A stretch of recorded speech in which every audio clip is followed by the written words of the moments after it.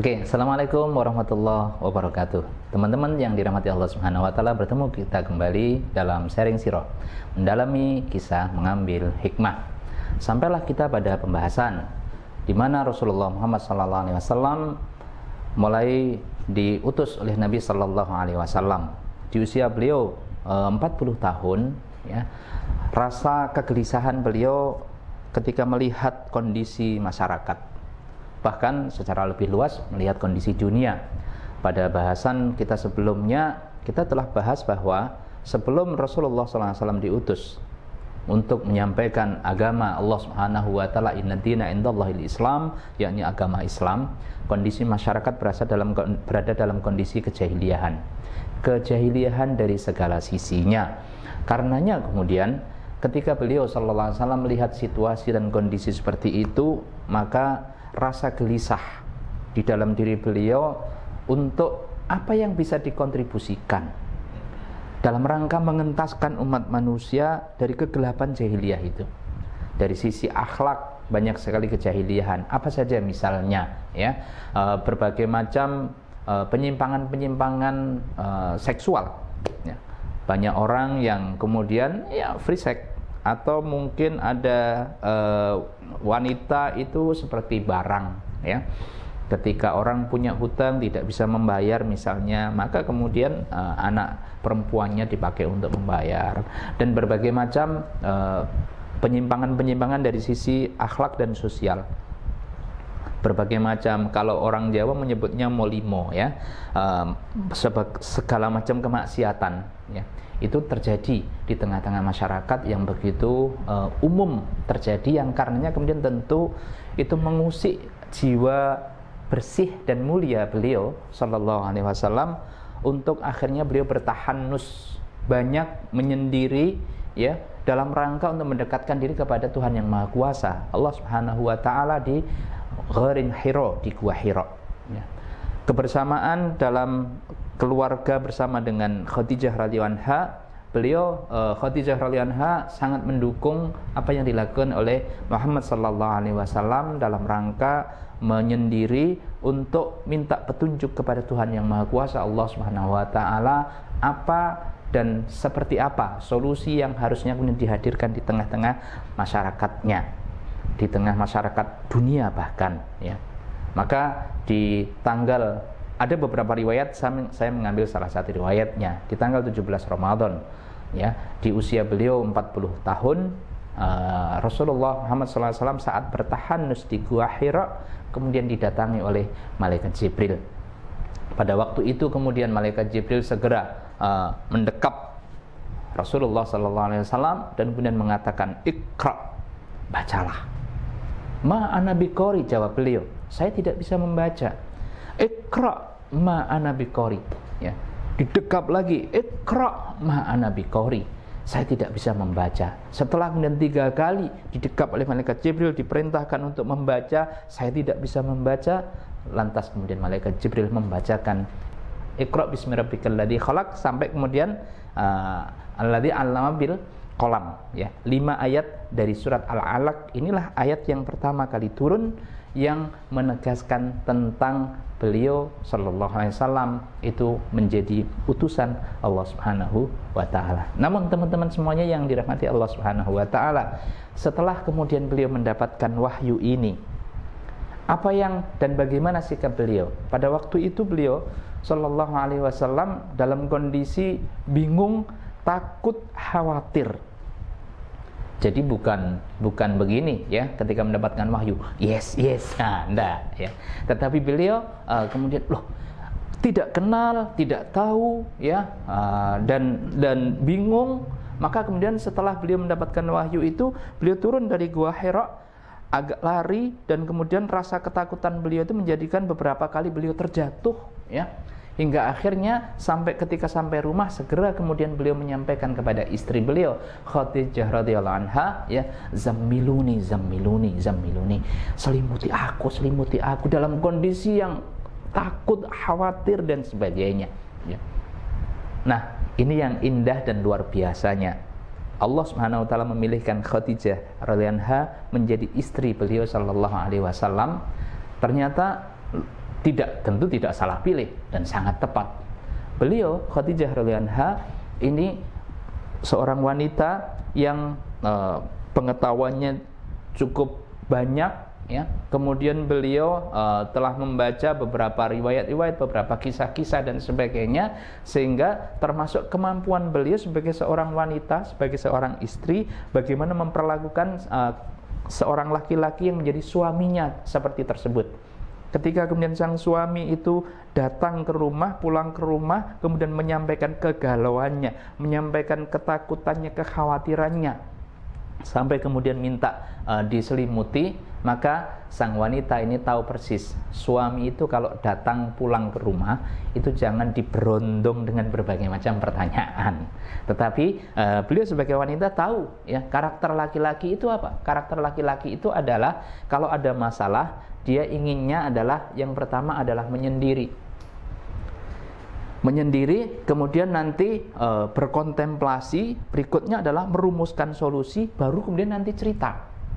Nah, Khadijah radhiyallahu anha tahu persis itu, karenanya kemudian segera ketika beliau datang ke rumah, segera dipeluknya, ketika minta untuk zamiluni, selimuti aku, dituntun beliau ke kamar dan kemudian dipersilahkan untuk tidur di tempat tidurnya, beliau selimuti, setelah itu beliau tinggal.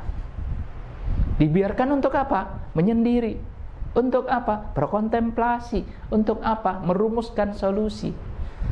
Dan berikutnya beliau tahu persis bahwa seorang laki-laki itu kalau ada masalah, dia mau ceritanya itu adalah ketika relatif sudah rumusan solusinya itu ada, atau setidaknya rumusan masalahnya jelas, ya.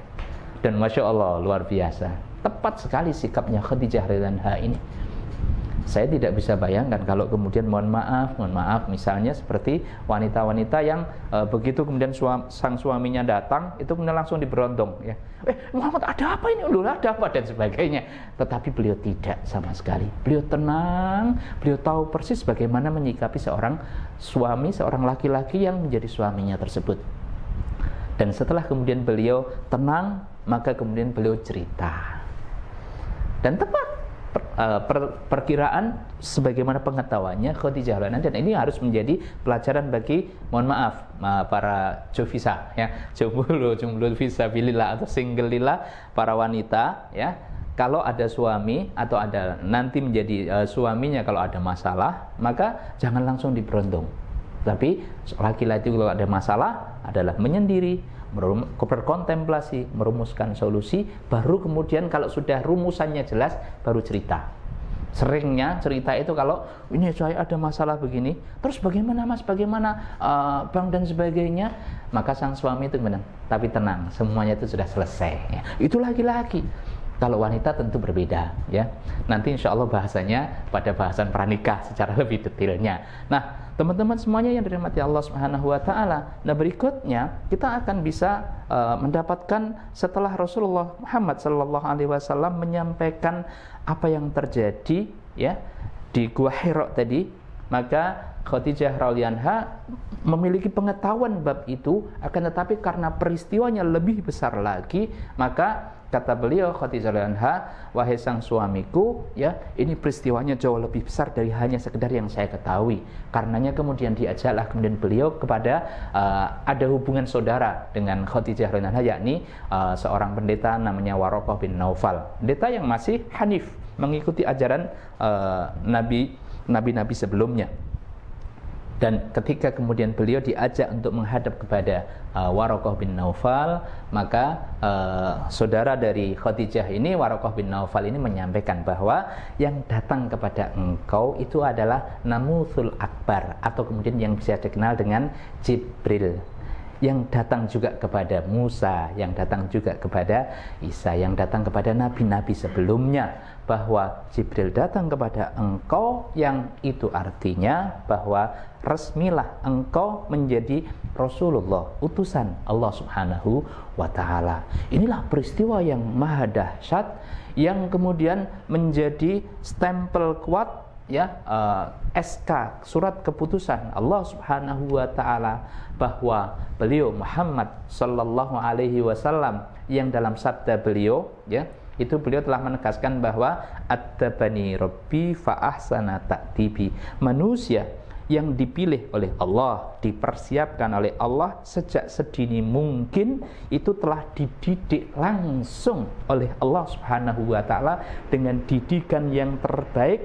Karenanya beliau secara resmi di usia beliau 40 tahun, di riwayat yang kita sebutkan tadi, secara resmi beliau kemudian menjadi utusan Allah, menjadi Rasulullah yang bertugas untuk mengemban wama arsalnaka illa rahmatal lil alamin, menjadi rahmat bagi seluruh alam.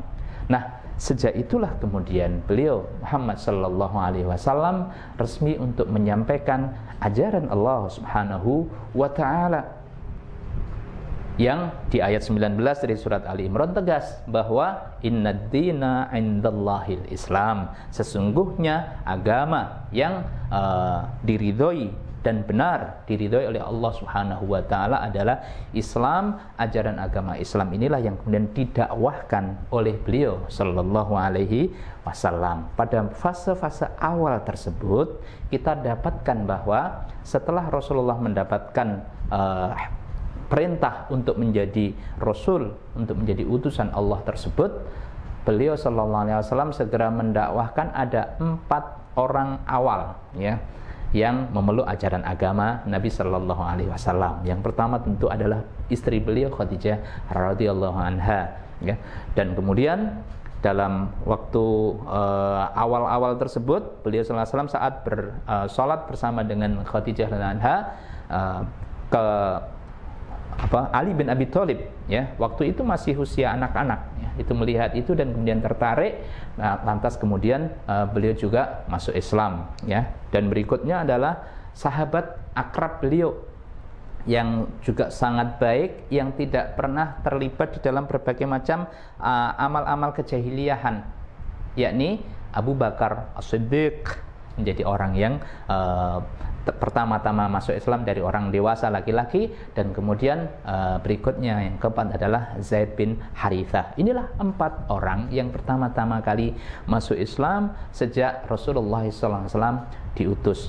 Dan setelah itu kemudian lewat tangan Abu Bakar As-Siddiq banyak kemudian sahabat-sahabat beliau, di mana memang beliau Abu Bakar As-Siddiq radhiyallahu an itu sebelumnya adalah menjadi orang yang pebisnis, yang juga beliau disegani oleh kaumnya. Beliau menjadi konsultan bisnis dari beberapa sahabatnya, link dan beberapa sahabat dan juga kawan-kawannya cukup banyak, ya. Maka kemudian masuk Islam bersama dengan lewat Abu Bakar As-Siddiq itu ada Utsman bin Affan, ada Abdurrahman bin Auf, ada Sa'ad bin Abi Waqqas, ada Zubair bin Awam, ada Thalhah bin Ubaidillah, dan beberapa sahabat-sahabat yang kemudian kita kenal dengan 10 sahabat ahli surga. Itu diantaranya, ya, tentu selain Umar bin Khattab, dari 10 tadi, itu adalah orang-orang yang masuk Islam lewat Abu Bakar As-Siddiq. Ada satu lagi, ya, di samping kawan-kawan dan sahabat dari Abu Bakar As-Siddiq, Abu Bakar As-Siddiq itu kemudian juga menjadi sarana untuk seseorang mendapatkan hidayah Allah berupa ajaran agama yang dibawa, yang didakwahkan oleh Rasulullah Muhammad SAW. Antara lain, ya, dari kalangan, kalangan bawah pada waktu itu, ya, para budak, ada Bilal bin Rabah, ya. Kemudian ada Zaid Amr, ya, ada Amr, ya, dan beberapa sahabat-sahabat yang lainnya dari kalangan bawah, itu yang kemudian juga mendapatkan dakwah Nabi SAW lewat dakwahnya yang dilakukan oleh Abu Bakar As-Siddiq. Nah, perjalanan berikutnya, teman-teman semuanya dirahmati Allah Subhanahu wa taala, tentu menjadi sangat menarik karena ajaran mulia yang dibawa Nabi SAW ini adalah sebagai solusi dari berbagai macam problem dan masalah dari masyarakat. Tetapi ketahuilah bahwa ketika sebuah kondisi sudah biasa terjadi, ya, saat kemudian ada sesuatu yang baru, maka biasanya apa? Reaksinya, ya. Tentu kemudian kalau ada sesuatu yang mungkin orang menyebutnya sudah zona nyaman, ya. kejahiliahan hakikatnya, tetapi karena sudah sangat umum berarti bagaimana rasanya? Tentu menjadi seperti zona nyaman ya. Ketika kemudian dalam kondisi zona nyaman lantas ada sesuatu yang baru, maka terjadi berbagai macam penolakan dari berbagai kalangan masyarakat. Bahkan ketika beliau SAW di tahun ketiga sudah mendapatkan perintah Allah untuk fasda' bima tu'mar wa'arid 'anil musyrikin, untuk menyampaikan dakwah secara terang-terangan kepada keluarga-keluarga dekatnya. Beliau kumpulkan berbagai macam keluarganya ya, itu di Bukit Sofa. Beliau kemudian berpidato. Ketika sudah berkumpul beberapa keluarga besar dari beliau, kemudian beliau sampaikan di awal pembukaan pidato beliau, wahai saudara-saudaraku, kalau saya sampaikan di balik bukit ini ada pasukan yang mau menyerang kalian, apakah kalian semua percaya? Kira-kira kalau ditanyakan kepada teman-teman semuanya, jawabnya gimana? Apakah kalian yang menyampaikan itu adalah as-siddiq ya, orang, atau kemudian al-amin, orang yang sangat percaya tidak pernah bohong? Kalau beliau bertanya kepada keluarganya, jawabannya kira-kira gimana teman-teman? Percaya. Dan seperti itulah keluarga Nabi SAW, keluarga besar beliau. Kami percaya karena engkau tidak pernah berbohong ya. Baru saja beliau bertanya demikian dan dijawab kami percaya, maka saat kemudian beliau menyampaikan bahwa aku adalah manusia yang diutus oleh Allah untuk memperingatkan kepada kalian ya tentang bahwa nilai la ilaha illallah, tidak ada ilah kecuali Allah ya, dan aku adalah utusan Allah.